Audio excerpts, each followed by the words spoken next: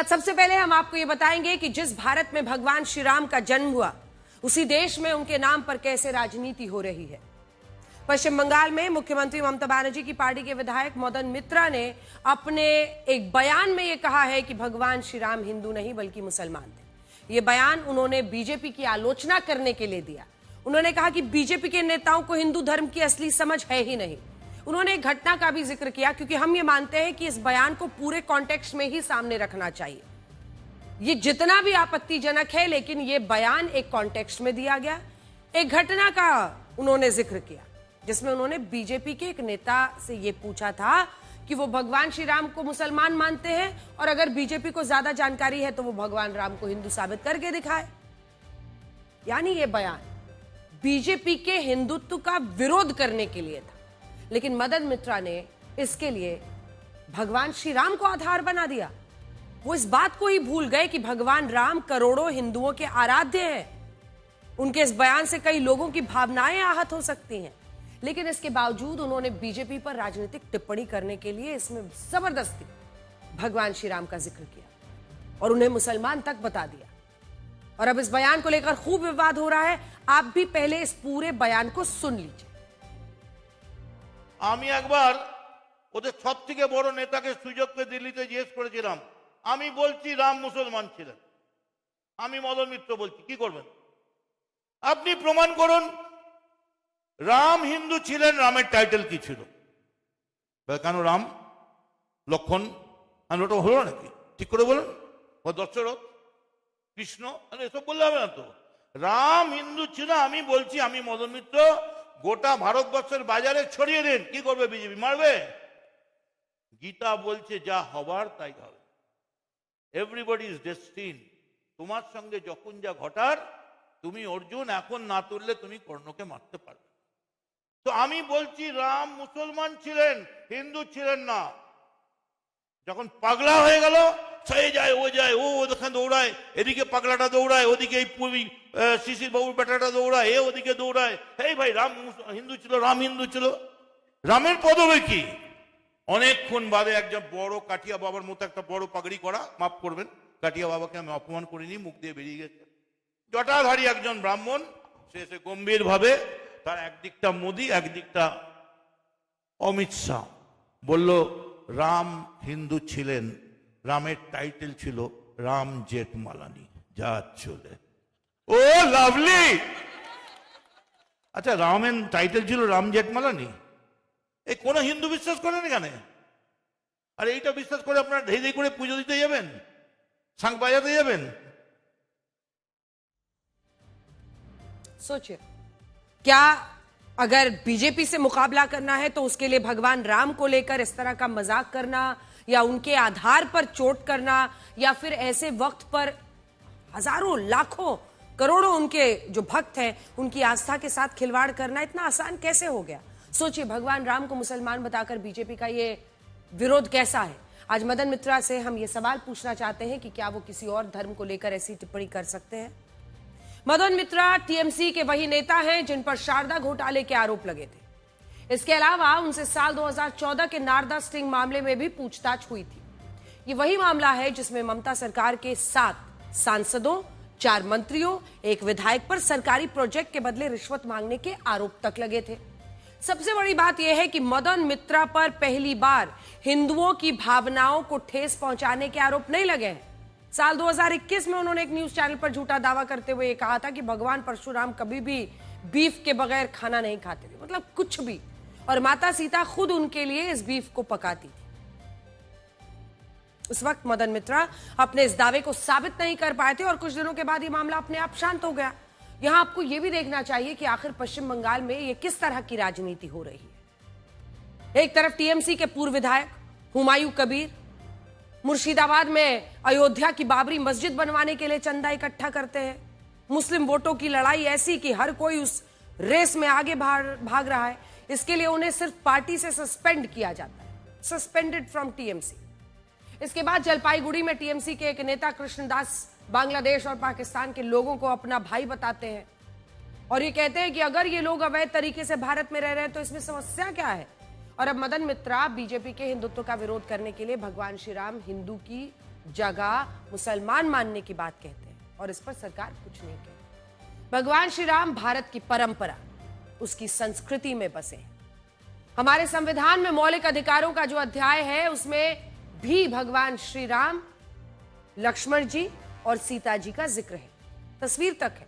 और भारत ही नहीं बल्कि दुनिया के 15 से ज्यादा देशों में रामायण के विशेष संस्करण मौजूद है, जिसमें Thailand, Myanmar, Cambodia, Philippines, China, Japan जैसे देश शामिल हैं। और इन देशों में भगवान श्री राम को लेकर कोई विवाद नहीं है, लेकिन भारत की धरती पर भगवान श्री राम ने जन्म लिया, उसी धरती पर भगवान राम को लेकर सबसे ज्यादा विवाद होता है।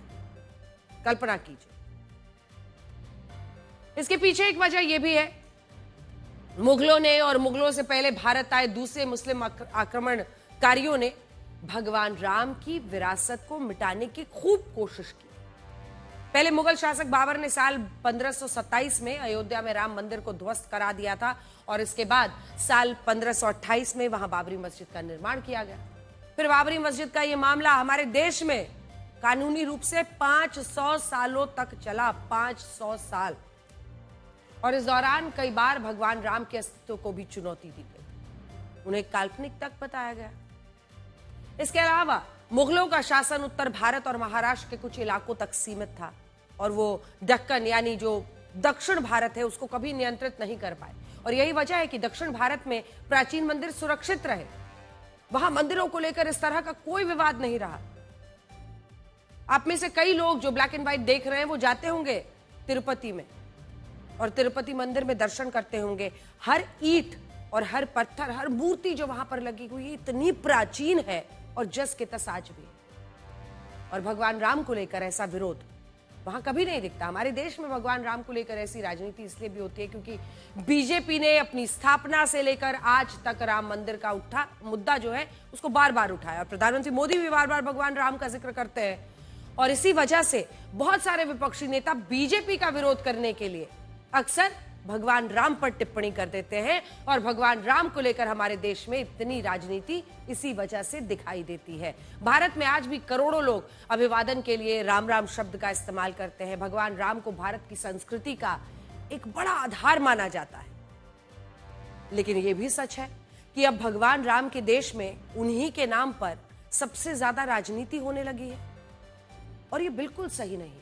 अब आपको ये बताएंगे कि अरब के मुस्लिम देश पाकिस्तान के लोगों को चोर, भिखारी, बेईमान, डकैत, अपराधी बताकर अपने देश से बाहर भगा रहे हैं।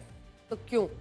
पाकिस्तान में नेशनल असेंबली स्टैंडिंग कमेटी की एक बैठक में यह खुलासा हुआ है कि अरब के मुस्लिम देशों में सबसे ज्यादा भिखारी पाकिस्तान मूल के हैं और पाकिस्तान के जो लोग हज और उम्रा करने के लिए सऊदी अरब में मक्का की यात्रा पर जाते हैं वो वहां भीख मांगने लगते हैं और वापस अपने देश कभी लौटते ही नहीं।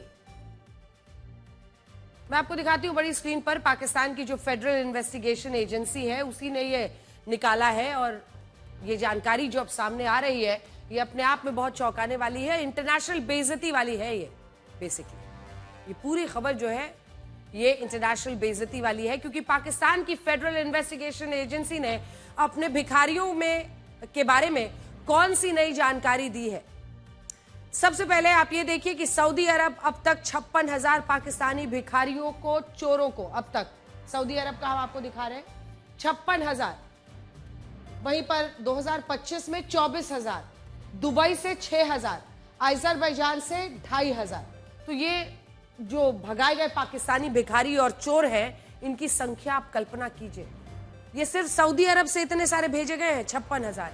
ये जो 24,000 आप देख रहे हैं 2025 में अब तक भेजे जा चुके हैं, दुबई से 6,000 भेजे जा चुके हैं, अजरबैजान से वापस पाकिस्तान 2,500 भेजे जा चुके हैं। तो आप कल्पना कीजिए कि भिखारियों की जो संख्या है जो सऊदी अरब से पाकिस्तान वापस भेजे जा रहे हैं उनकी संख्या क्या है।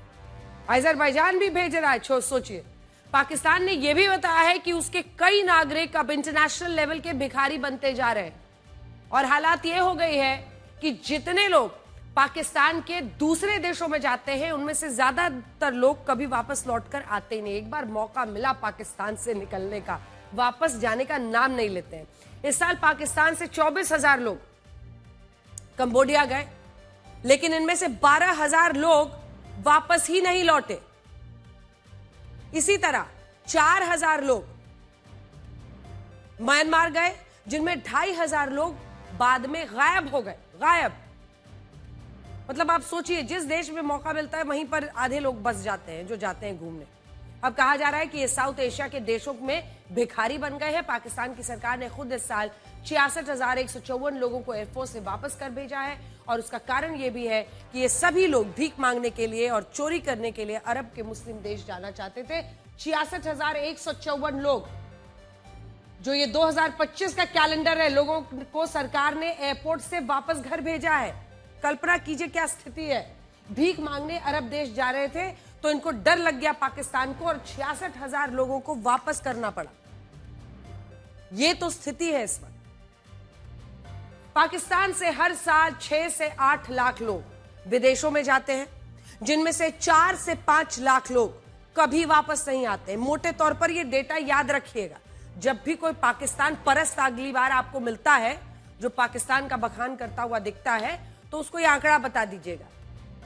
6 से 8 लोग जाते हैं, लाख लोग जाते हैं हर साल, और 4 से 5 लाख लोग कभी वापस ही नहीं आते। भिखारी, चोरी, जो भी काम मिलता है वो कर लेते हैं। वैसे तो पाकिस्तान इस्लाम धर्म का सबसे बड़ा ठेकेदार बनता है, लेकिन सच्चाई यही है कि मक्का जैसे पवित्र स्थल पर जेब काटने वाले लगभग सभी चोर पाकिस्तानी मूल के हैं। पिछले साल सऊदी अरब ने बताया था कि उसने मक्का में जिन चोरों और भिखारियों को गिरफ्तार किया, उनमें 90% पाकिस्तानी मूल के थे। आप पाकिस्तान की मीडिया को सुनिए, जहां इन भिखारियों को लेकर दिन रात बहस हो रही है। पाकिस्तान के नेता कह रहे हैं कि उन्हें अब दूसरे देशों में जाने में शर्म आती है।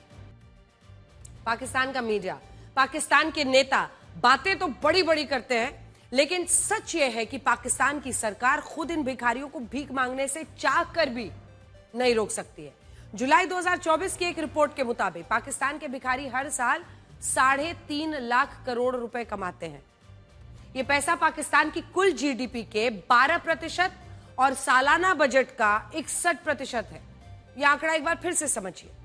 ये जो भिखारी है ना, ये पाकिस्तान की ही रिपोर्ट है। उसकी रिपोर्ट के मुताबिक पाकिस्तान के भिखारी हर साल 3.5 लाख करोड़ रुपए कमाते हैं और ये उनकी जीडीपी का 12% है। मतलब 12% जीडीपी ग्रोथ तो उनको भिखारियों के पैसे से मिलती है। सालाना बजट का 61% के बराबर है जो कमाई भिखारियों की है। आज अगर पाकिस्तान के भिखारियों ने भीख मांगना बंद कर दिया तो पहले से कंगाल पाकिस्तान का पूरी तरह दिवाला निकल जाएगा। ये बात हम इसलिए भी कह रहे हैं क्योंकि दूसरे देशों में जो पाकिस्तानी भीख मांगते हैं और चोरी करते हैं, उन पैसों पर पाकिस्तान की अर्थव्यवस्था काफी हद तक निर्भर करती है। सऊदी अरब, यूएई, कुवैत, कतर और अमेरिका में रहने वाले पाकिस्तान के लोग हर साल अपनी आमदनी से लगभग 2.5 लाख करोड़ रुपए पाकिस्तान में अपने परिवारों को भेजते हैं। और अगर ये पैसा कल से आना बंद हो जाए तो पाकिस्तान की अर्थव्यवस्था हिल जाएगी। हम ये नहीं कह रहे हैं कि पाकिस्तान में रेमिटेंस के तौर पर आने वाला ये सारा पैसा चोरी और भीख का होता है, लेकिन ये भी सच है कि बहुत सारे देशों में पाकिस्तानी मूल के लोगों ने भीख मांगने को अपना पेशा बना लिया है। आज सऊदी अरब में पाकिस्तान के 6%, वहीं अगर आप देखिए यूएई में 17% और कतर में 7% लोग रहते हैं। और इनमें भी ज्यादातर लोग इसलिए भीख मांगकर या चोरी करके गुजारा करते हैं क्योंकि ये लोग मेहनत नहीं करना चाहते। दूसरा, ये लोग किसी नौकरी के लिए काबिल ही नहीं है, योग्य ही नहीं है, क्योंकि इनसे तो बस बंदूक उठवा लीजिए। खाड़ी देशों में काम करने वाले 60% पाकिस्तानी नौकरी और रोजगार के लिए योग्य और काबिल ही नहीं है। और यही कारण है कि जब ये लोग मक्का में उम्रा करने के लिए के बहाने सऊदी अरब जाते हैं, वहां से वापस ही नहीं लौटते और वहीं रहकर भिखारी या चोर बन जाते हैं। और ये बात हम नहीं कह रहे हैं, बल्कि ये बात इन्हीं मुस्लिम देशों ने खुद पाकिस्तान को बताई है। साल सितंबर महीने में पाकिस्तान के 22 लोगों ने जापान जाने के लिए एक फर्जी फुटबॉल टीम बना डाली, लेकिन जब जापान में इस टीम की पोल खुली तो इन सभी 22 खिलाड़ियों को पाकिस्तान डिपोर्ट कर दिया गया और पाकिस्तान से यह भी कहा गया कि उसके लोग अब दूसरे देशों में जाने के लिए नए नए तरीके अपना रहे हैं, हथकंडे अपना रहे हैं। और यहां बात सिर्फ पाकिस्तान के लोगों की नहीं है, खुद पाकिस्तान की सरकार, पाकिस्तान के नेता आए दिन अलग अलग संस्थाओं, देशों से कर्ज मांगने के लिए खड़े रहते हैं। और ये स्थिति भी तब है जब विभाजन के वक्त भारत के खजाने का भी बंटवारा हुआ था और इस बात का पूरा ख्याल रखा गया था कि पाकिस्तान बिना किसी परेशानी के अपने देश को चला पाए। विभाजन के वक्त भारत के सरकारी खजाने में लगभग 400 करोड़ रुपए थे, जिनमें से बंटवारे के हिसाब से 75 करोड़ रुपए तो पाकिस्तान को सौंप दिए गए। लेकिन पाकिस्तान में उस वक्त से लेकर आज तक की सरकारों ने आम जनता का शोषण किया। आज हालत यह हो चुकी है कि सरकार तो सरकार, पाकिस्तान के लोग भी भिखारी एक पेशा बना रहे हैं। वैसे पाकिस्तान की इस हालत का एक कारण यह भी है कि उसने अपनी सारी ताकत भारत से नफरत करने में, भारत के खिलाफ झूठ बोलने में, भारत के खिलाफ आतंकियों को ट्रेनिंग देने में, बस इसी में ताकत लगाई। जब शहबाज शरीफ की सरकार को अपने देश की भलाई के लिए काम करना चाहिए, तब वो भारत के ऑपरेशन सिंदूर के खिलाफ एक नई और झूठी कहानी अब सुना रहे हैं। शहबाज शरीफ ने खैबर पख्तूनख्वा में थे, एक यूनिवर्सिटी में कहा कि भारत के खिलाफ युद्ध में पाकिस्तान की जीत हुई थी। उन्होंने ये भी कहा है कि 87 घंटे चले इस युद्ध में पाकिस्तान ने भारत के 6 लड़ाकू विमानों को मार गिराया, जिसमें 3 राफेल शामिल थे। पहले झूठ को सुनिए। अंग्रेजी में एक शब्द होता है डिल्यूजन, उसी में जीते हैं ये साहब। पहला, वो अपने लोगों को इस झूठ से खुश करना चाहता है पाकिस्तान। दूसरा, शाहबाज का झूठ। पाकिस्तान जितना इस झूठ को बोलेगा उतना इंटरनेट पर यह खबर बनेगी, हर बार ये झूठे बयान एक सूचना की तरह सामने आएंगे। तीसरा, पाकिस्तान जानता है उसके इस झूठ से भारत में विवाद होगा और भारत में कई नेता हैं जो इस बयान को लपक लेंगे। उदाहरण के लिए इसी हफ्ते महाराष्ट्र के पूर्व मुख्यमंत्री पृथ्वीराज चव्हाण ने कहा था ना कि ऑपरेशन सिंदूर में भारत पाकिस्तान से हार गया था पहले दिन, जबकि भारत की सेनाओं ने कभी ऐसा नहीं कहा हम तो इस युद्ध में जीते थे, हमने 3 घंटे में पाकिस्तान के 11 हवाई पट्टियों को ध्वस्त किया। पृथ्वीराज चव्हाण, उन्होंने सिर्फ मोदी सरकार को घेरने के लिए ऐसा बयान दिया जिससे पाकिस्तान को अपने झूठ के लिए सहारा मिल गया। आज पृथ्वीराज चव्हाण पाकिस्तान के मीडिया में हीरो बने हुए हैं। खैर, हमें लगता है कि कोई भी राजनीति इस देश की सेना से बड़ी हो ही नहीं सकती। पाकिस्तान तो यही चाहता है, इसे झूठ ऐसे मिले जिस पर वो हमारे देश के खिलाफ अपना एजेंडा चलाए। अमेरिका दुनिया में हथियारों का ढेर लगाकर कौन सी शांति लाना चाहता है? ये सवाल तो पूछना लाजमी है। राष्ट्रपति डोनाल्ड ट्रंप कहते हैं कि उन्होंने दुनिया के 8 युद्ध रुकवा दिए, इसके लिए उन्हें शांति का नोबेल पुरस्कार मिलना चाहिए। लेकिन हकीकत यह है कि जो अमेरिका इस वक्त शांति की सबसे ज्यादा बातें कर रहा है, वही अमेरिका इस दुनिया में हथियारों का ढेर लगा देना चाहता है। मैं आपको दिखाना चाहती हूं, अमेरिका के सेनेट में नए साल के लिए जो ये रक्षा बजट है को मंजूरी मिली है और वो क्या बता रहे हैं। तो सबसे पहले आप इसी पर देखेंगे। जब ये पूरा मामला अब सामने इसलिए आ रहा है क्योंकि एक के बाद एक खर्च बढ़ाता चला जा रहा है अमेरिका। अमेरिका की सेनेट में नए साल के लिए रक्षा बजट को मंजूरी मिल चुकी है और ये रक्षा बजट 170 देशों की अर्थव्यवस्था से भी बड़ा होने वाला है। कल्पना कीजिए, नए साल में ये देखिए जो रक्षा बजट है अमेरिका ने बढ़ाया है वित्त वर्ष 2026 के लिए, ये लगभग आप समझ लीजिए कि 81 लाख करोड़, 81 लाख करोड़। नए साल के लिए अमेरिका का रक्षा बजट $901 बिलियन यानी 80,98,000 करोड़ रुपए होगा। यह पिछले साल के रक्षा बजट से लगभग 58,000 करोड़ ज्यादा है। 58,000 करोड़ बजट में इजाफा किया है अमेरिका ने। साल 2022 से अब तक अमेरिका के रक्षा बजट में लगभग 11 लाख करोड़ रुपए खर्च हो चुके हैं, उसकी वृद्धि हो चुकी है। ये देखिए 11 लाख करोड़, वर्ष 2022 से लगभग 11 लाख करोड़ यानी 11 लाख करोड़ का तो इजाफा हुआ है और यह पैसा सीधे सीधे हथियारों पर खर्च हो रहा है जो शांति तो बिल्कुल नहीं लाते। इनमें 14,60,000 करोड़ रुपए खर्च करके नए हथियार खरीदे गए हैं। 13 लाख करोड़ रुपए नए तरह के आधुनिक हथियारों को विकसित करने के लिए खरीदे गए हैं। जूम इन करके एक एक दिखा सकते हैं। सबसे पहले ये लगभग 14.5 लाख करोड़ है नए हथियार खरीदने के लिए। उसके बाद आ जाइए आधुनिक हथियारों के विकास पर कि उनको कैसे डेवलप किया जाए, उस पर 13 लाख करोड़। और उसके बाद आ जाइए परमाणु हथियारों पर जिस पर 3 लाख करोड़ अमेरिका ने खर्च किए हैं। और फिर है सेना की गतिविधि और रख रखाव पर लगभग 26 लाख करोड़ रुपए खर्च हो रहे हैं। तो यह है पूरा खाका।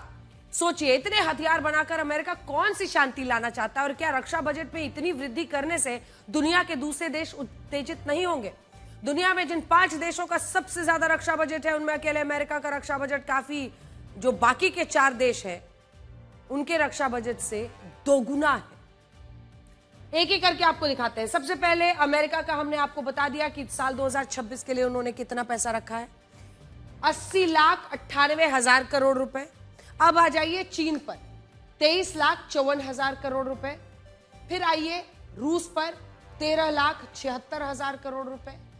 भारत 6,81,00,000 रुपए। और फिर सऊदी अरब 6,59,000 रुपए। अब ये चारों को जोड़ दीजिए।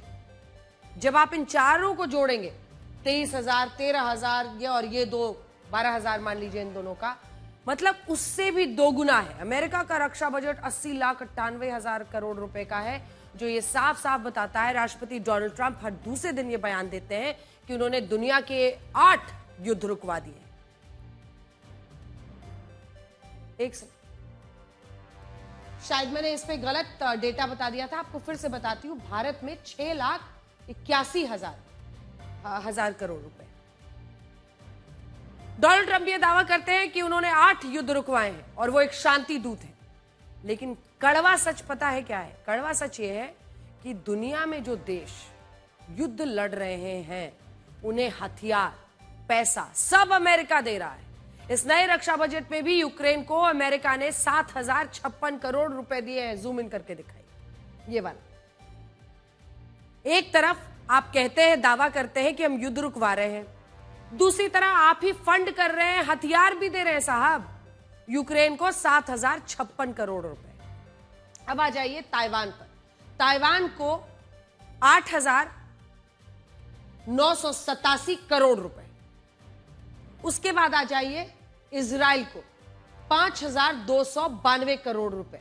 ये सारा पैसा और हथियार इतने पैसों के कौन दे रहा है? अमेरिका दे रहा है। सोचिए, जो देश पहले से युद्ध और संघर्ष में फंसे हुए हैं, उन्हें अमेरिका हथियार, रक्षा मदद देकर कौन सी शांति ला रहा है? ये सवाल तो पूछा जाना चाहिए। जिस दक्षिण कोरिया का उत्तर कोरिया के साथ सीमा विवाद है, उस दक्षिण कोरिया को इस रक्षा बजट में पूरी मदद देने का ऐलान किया गया है। जूम इन कीजिए।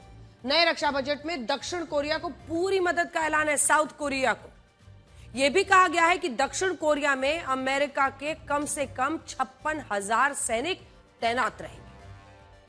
शांति की बड़ी बड़ी बातें करना अच्छा है, लेकिन अमेरिका की असली हकीकत यह है कि वो दुनिया में हथियारों का ढेर लगा रहा है और हथियारों का ढेर लगाकर शांति के लिए एक नए माहौल को तैयार कर रहा है। लेकिन सवाल तो यह है कि शांति के लिए, या फिर जब आप हथियारों का एक पूरा अंबार बनाते हैं तो आप शांति के खिलाफ एक नए माहौल को तैयार कर रहे हैं। बड़ी वजह क्या है इसकी? बड़ी वजह यह है कि दुनिया में जितनी अशांति होगी, उतना अमेरिका और अमीर होगा और पैसा कमाएगा। अगर आप इस ग्राफ को, हम आपको दिखा रहे हैं नंबर्स, जो आपने अभी देखा कि अमेरिका इतना ज्यादा खर्च कर रहा है, तो हथियारों को बेचकर वो सबसे ज्यादा कमाता भी है। आपको पता चलेगा कि दुनिया में जब जब अमेरिका ने अपना रक्षा बजट बढ़ाया है, तब तक दुनिया में युद्ध के माहौल को बढ़ावा मिला है। साल 1952 में जब कोरियाई युद्ध हुआ, साल 1965 से 70 के बीच जब वियतनाम वॉर हुआ, साल 1990 से 1991 के बीच खाड़ी युद्ध हुआ, और फिर साल 2001 में 9/11 हमले के बाद जब अमेरिका की सेनाएं अफगानिस्तान में आई, तब तक अमेरिका ने अपना रक्षा बजट को और बढ़ाया और इन सभी युद्धों में अपने पसंदीदा देश को खूब हथियार बेचे। एक देश को, अगर दो देशों के बीच युद्ध हो रहा है, तो उनमें से किसी एक देश को खूब हथियार देता है, खूब हथियार बेचता है अमेरिका। और आज भी यूक्रेन और इजराइल को अमेरिका हथियार बेचकर शांति की बातें कर रहा है। आपसे एक सवाल पूछते हैं, क्या आप बता सकते हैं कि दिल्ली के विधानसभा चुनाव में किस पार्टी ने सबसे ज्यादा पैसा खर्च किया? इस पार्टी का नाम क्या है? आपके पास 3 ऑप्शंस हैं: भारतीय जनता पार्टी, आम आदमी पार्टी और कांग्रेस। A, B, C। आप इसे ज्यादातर लोगों का जवाब या तो बीजेपी होगा या आम आदमी पार्टी होगा, क्योंकि दिल्ली में मुख्य रूप से इन्हीं दोनों पार्टियों के बीच मुकाबला था। लेकिन अगर हम आपसे ये कहें कि जिस कांग्रेस का दिल्ली में खाता तक नहीं खुला था, उसके चुनाव में सबसे ज्यादा पैसा खर्च कांग्रेस ने किए थे, तो आप क्या कहेंगे? एसोसिएशन फॉर डेमोक्रेटिक रिसर्च यानी ADR की नई रिपोर्ट के मुताबिक दिल्ली के विधानसभा चुनाव में सबसे ज्यादा पैसा कांग्रेस पार्टी ने खर्च किया था। कांग्रेस पार्टी के प्रचार पर 40 करोड़ 13 लाख रुपए खर्च हुए थे। बीजेपी ने 39 करोड़ 14 लाख रुपए खर्च किए थे। नंबर्स आपके सामने हैं। हालांकि मार्जिनल डिफरेंस है इन दोनों के बीच में, लेकिन कांग्रेस पार्टी ने सबसे ज्यादा खर्च किए थे, आम आदमी पार्टी ने लगभग 12 करोड़ रुपए खर्च किए थे। सोचने वाली बात यह है कि सबसे ज्यादा पैसा खर्च करने वाली कांग्रेस का दिल्ली में खाता तक नहीं खुला था, जबकि बीजेपी ने 48 और आम आदमी पार्टी ने 22 सीटें जीती थी। इसी रिपोर्ट में यह भी बताया गया है कि 9 राजनीतिक दलों को इन चुनावों में 170 करोड़ रुपए का चंदा मिला था, जिनमें कुल 93 करोड़ 38 लाख रुपए खर्च हुए थे। जिस पार्टी को सबसे ज्यादा 88 करोड़ रुपए का चंदा मिला वो बीजेपी है। दूसरे नंबर पर कांग्रेस को 64 करोड़ 31 लाख रुपए का चंदा मिला और आम आदमी पार्टी को 16 करोड़ रुपए का चंदा मिला। इसका मतलब यह हुआ कि जो कांग्रेस लड़ाई में भी नहीं थी, मतलब नंबर्स तो यही बता रहे हैं। हालांकि उन्होंने पूरी ताकत इस बार झोंकी थी, उनको ये उम्मीद थी कि आम आदमी पार्टी अगर अपना जमीन खोती है तो फायदा उनको होगा, लेकिन जिसकी 70 में 67 सीटों पर जमानत जब्त हो गई, 70 सीटों में 67 सीटों पर सिर्फ 3 सीटों पर जमानत जब्त नहीं हुई, वो हारे। 67 सीटों पर तो जमानत जब्त हो गई। उसी सत्ता में रही आम आदमी पार्टी से भी 4 गुना ज्यादा चंदा मिला और सबसे ज्यादा खर्च भी कांग्रेस ने ही किया। आप ये भी कह सकते हैं कि दिल्ली का चुनाव कांग्रेस के लिए आमदनी अठन्नी खर्चा रुपया जैसा साबित हुआ। सबसे बड़ी बात यह है कि कांग्रेस ने ना सिर्फ पार्टी के प्रचार पर सबसे ज्यादा पैसा खर्च किया, बल्कि सोशल मीडिया पर प्रचार के लिए सबसे ज्यादा पैसा कांग्रेस की जेब में आया। कांग्रेस ने सोशल मीडिया पर प्रचार के लिए 5 करोड़ 94 लाख रुपए खर्च किए। इसके बाद आम आदमी पार्टी ने लगभग 3 करोड़ रुपए खर्च किए और बीजेपी ने सबसे, अगर आप देखिए तो जो उनका डेटा है, दूसरे नंबर पर बीजेपी होगी। उन्होंने 5,26,000 करोड़ रुपए खर्च किए और 3 करोड़ के साथ तीसरे नंबर पर आम आदमी पार्टी। इससे यह धारणा पूरी तरह गलत साबित होती है कि कांग्रेस के पास पैसों की कमी है और वो चुनाव में खर्च के मामले में बीजेपी का मुकाबला कर नहीं पा रही। सच तो यह है कि कांग्रेस सबसे ज्यादा पैसा खर्च करके भी सबसे खराब प्रदर्शन कर रही है और हकीकत में कांग्रेस की असली समस्या वोट चोरी नहीं, बल्कि उसकी असली समस्या उसका कमजोर संगठन है। कोई भी पार्टी तभी चुनाव में प्रचार कर सबसे ज्यादा पैसा खर्च करती है जब उसके जमीनी संगठन में खामियां होती है, जब उस पार्टी के कार्यकर्ता लोगों तक नहीं पहुंच पाते और सिर्फ मीडिया, अखबारों, सोशल मीडिया पर विज्ञापनों का वो सहारा लेती है। दिल्ली के चुनाव में यही हुआ और हमें लगता है कि एडीआर की इस रिपोर्ट पर कांग्रेस को गंभीरता से मंथन करना चाहिए, विचार विमर्श करना चाहिए, ताकि आगे के लिए एक रास्ता निकले। आपको उस खबर के बारे में बताते हैं जिसने आपकी सांसों पर प्रदूषण का बोझ डाला है। कल हमने आपको इस पर एक ग्राउंड रिपोर्ट दिखाई थी और यह भी कहा था कि अगर दिल्ली की हवा में घुला ये जहर किसी फैक्ट्री से निकला होता तो उस पर ताला लग जाता, किसी देश ने यह प्रदूषण फैलाया होता तो युद्ध छिड़ जाता।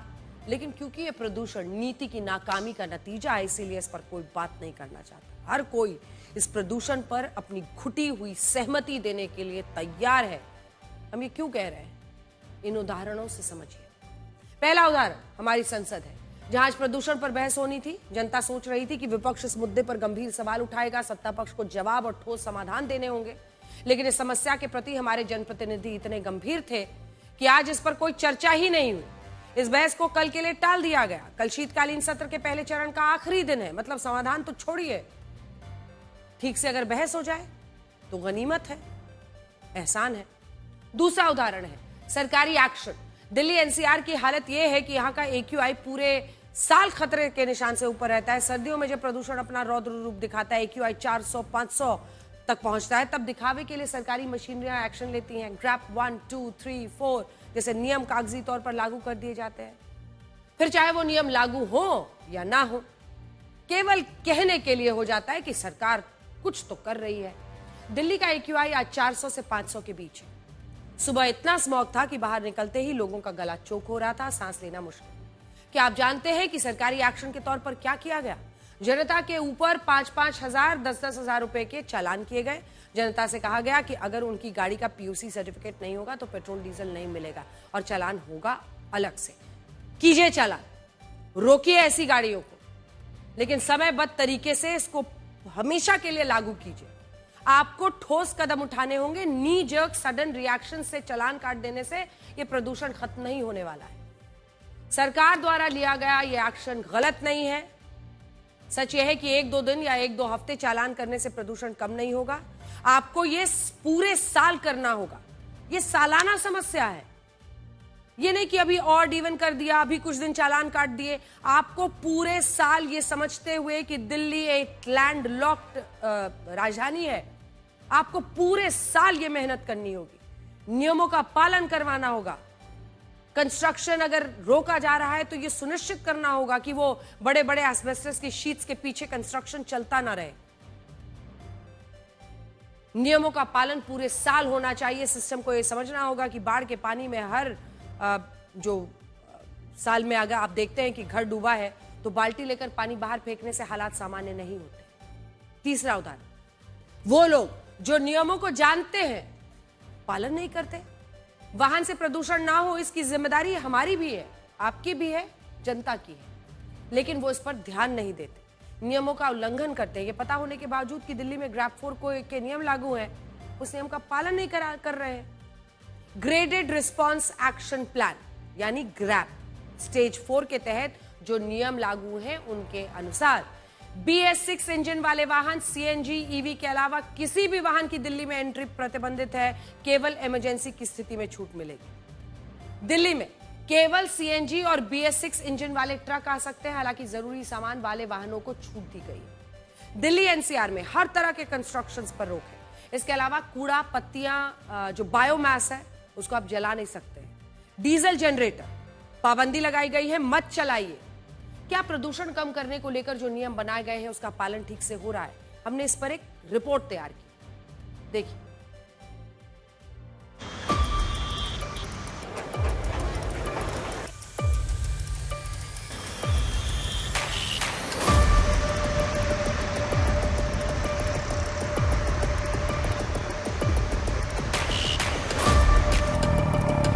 चालान काटने से अगर प्रदूषण कम हो जाता तो दिल्ली का AQI कब का 30 हो चुका होता। ग्रैप जैसे नियम केवल कागजों पर लागू करने से अगर AQI कम हो सकता तो दिल्ली की हवा यूरोपीय देशों जैसी हो चुकी होती। अफसोस ऐसा नहीं होता है। सरकारी सिस्टम को पता होना चाहिए कि आग लगने पर कुआं नहीं खोदा जाता, लेकिन अब जनता को भरोसा दिलाया जा रहा है कि प्रदूषण भले ही हो लेकिन सिस्टम एक्शन में है। आने वाले दिनों में प्रदूषण को कुछ हद तक कम करने के लिए नियमों का पालन करना और करवाना दोनों बहुत जरूरी है। मगर प्रदूषण पर जो सिस्टम पूरे साल नहीं जागा, क्या अब वो जाग गया है? हमने इसी का रियलिटी चेक किया।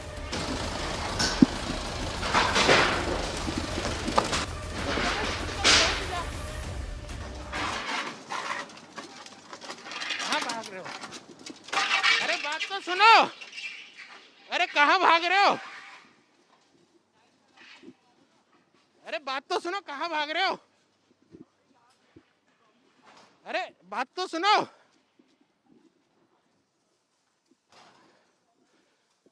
और ये बंद हो गई लाइट। अरे बात तो सुनो भाई मेरे। अरे बात तो सुनो। ग्रैप 4 के तहत कंस्ट्रक्शन पूरी तरह से बंद हो जाना चाहिए था, लेकिन सुप्रीम कोर्ट से कुछ किलोमीटर की दूरी पर ये रात में भी चालू था। हमारी टीम जब वहां पहुंची तो लोग कैमरा देखकर भागने लगे। साइड पे देख सकते हैं कि साफ दिख रहा है कि पोल्यूशन का स्तर क्या है।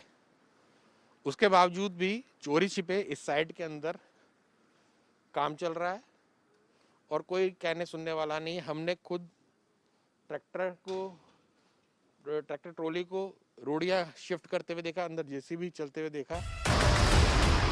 नियमों के तहत दिल्ली में BS6 इंजन वाले वाहनों के अलावा सभी वाहनों पर पाबंदी है, लेकिन ये नियम शायद दिन में लागू हैं, रात में नहीं। हम ऐसा इसलिए कह रहे हैं क्योंकि दिल्ली के अलग अलग लोकेशन पर हमें ऐसे कई ट्रक दिखाई दिए जो वहाँ नहीं होने चाहिए थे। क्या ला रहे हो? सीमेंट है सीमेंट तो अभी बैन है दिल्ली में लाना। जी, बोले यहाँ ला के खड़ी कर दो। कहाँ से लाए हो? ये अंबुजा से। तुमको पता नहीं है कि दिल्ली में अभी कंस्ट्रक्शन मटेरियल लाना बिल्कुल बंद है? हमें सर पता नहीं, हमारे से बोला यहाँ ले आके खड़ी कर दो। पानी का टैंकर तो कहाँ, कौन सी साइड पे लाया है? ये लाए सारी। काम चल रहा है अंदर? हाँ है? हाँ। ग्रैप 4 लगने के बावजूद भी कंस्ट्रक्शन का काम जोर शोरों से इन बड़ी बड़ी टीन शीट्स के पीछे चल रहा है। कि जिससे कि कोई इन शीट्स के पीछे ना देख सके, लेकिन अंधेरी रात में इस इलाके में पूरा शोर है कंस्ट्रक्शन का। मशीनों की आवाज़ जोरों से आ रही है। आरएमसी की मशीनें चल रही हैं, प्लांट चल रहे हैं, ट्रैक्टर चल रहे हैं, ट्रक आ रहे हैं रोडियो से भरे हुए, और सवाल ये उठता है कि डीपीसीसी कहाँ है। दिल्ली ट्रैफिक पुलिस हर बॉर्डर पर उन ट्रकों और वाहनों को रोक रही है जो नियमों के हिसाब से दिल्ली में नहीं जा सकते हैं, लेकिन फिर भी अपनी इन्वेस्टिगेशन में हमें कई ऐसे वाहन मिले जो चोरी छिपे या फिर ऊंचे दर्जे की सेटिंग की मदद से दिल्ली में आवारा घूम रहे थे। दिल्ली से नितिन जैन, दिल्ली आज तक। हर वो शख्स जो इस नियम को तोड़ रहा है, जो इन नियमों की अनदेखी करके आज भी इसी तरह से कंस्ट्रक्शन कर रहा है, छिपे चोरी वो अलग अलग तरीकों से पोल्यूशन के तमाम रूल्स के वायलेशन कर रहा है, वो मुजरिम है। न सिर्फ इस मौजूदा पीढ़ी के बल्कि आने वाली पीढ़ियों का जो इस घुटन भरी हवा में सांस लेने को मजबूर है। सुधर जाइए, हम सबको सुधरना होगा। जो लोग ऐसा सोचते हैं कि प्रदूषण सिर्फ दिल्ली एनसीआर की समस्या है, आप गलत हैं। प्रदूषण पूरे देश की समस्या है। उत्तर भारत के लगभग सभी राज्यों में अब यह प्रदूषण खतरनाक श्रेणी में है। उत्तर प्रदेश में 24 करोड़ लोग रहते हैं। एक भी शहर, एक भी गांव ऐसा नहीं है जहां AQI 150 से कम हो, 150 से। इसी तरह पंजाब, हरियाणा, राजस्थान, मध्य प्रदेश, बिहार प्रदूषण की चादर से ढके हैं। जिन गांवों की हवा को साफ समझा जाता है वहां भी AQI 150 से 400 के बीच है। इसलिए आपको समझना होगा कि 145 करोड़ लोगों का मुद्दा है। आपको सबको, हम सबको गंभीर होना होगा। अगर आपकी गाड़ी प्रदूषण वाली है, अगर आप नियमों का पालन नहीं करते हैं, आप अपने लिए ही मुसीबत पैदा कर रहे हैं। आपको अभिनेत्री निधि अग्रवाल के साथ भीड़ की गंदी हरकत दिखाते हैं, जिसे देखकर आप ये सोचने पर मजबूर हो जाएंगे कि क्या ये लोग वाकई इंसान हैं। एक इवेंट से निकलकर जब वो अपनी कार तक जा रही थी, तब भीड़ ने उन्हें घेर लिया, उनके साथ छेड़छाड़ की, गलत तरीके से छूने की कोशिश की। बिल्कुल वो परेशान हो गई, समझ नहीं पा रही थी कि आखिर वो किस तरह के लोगों के बीच जा फंसी हैं। जानवरों की तरह लोग टूट पड़े उन पर। हैदराबाद में एक इवेंट के दौरान एक्ट्रेस निधि अग्रवाल के साथ भीड़ ने बदसलूकी की। यह घटना तब हुई जब वो इवेंट के वेन्यू से बाहर निकल रही थी। इस दौरान भीड़ ने उन्हें घेर लिया। कई लोग एक्ट्रेस के पास आने की कोशिश में धक्का मुक्की करने लगे। भीड़ में मौजूद कुछ लोग निधि अग्रवाल से बदसलूकी करने लगे। कई लोगों ने उन्हें गलत तरीके से छूने की कोशिश की और किसी तरह अपने ड्रेस को संभालती और खुद को बचाते हुए अपनी कार तक पहुंची और खुद को कार में लॉक किया। तब जाकर उन्होंने राहत की सांस ली।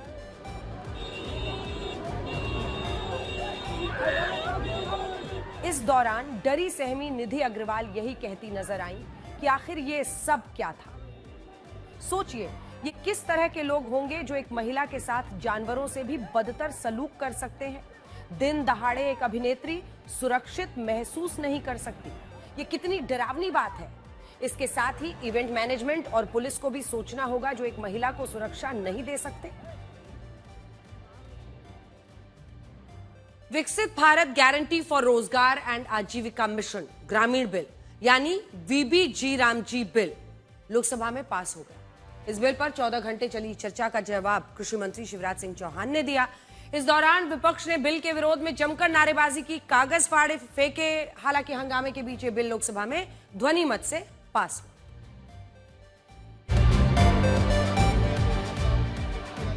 मनरेगा की जगह लेने वाला बिल यानी विकसित भारत रोजगार और आजीविका मिशन ग्रामीण बिल लोकसभा में पास हो गया। इस बिल को VBG रामजी बिल भी कहा जा रहा है।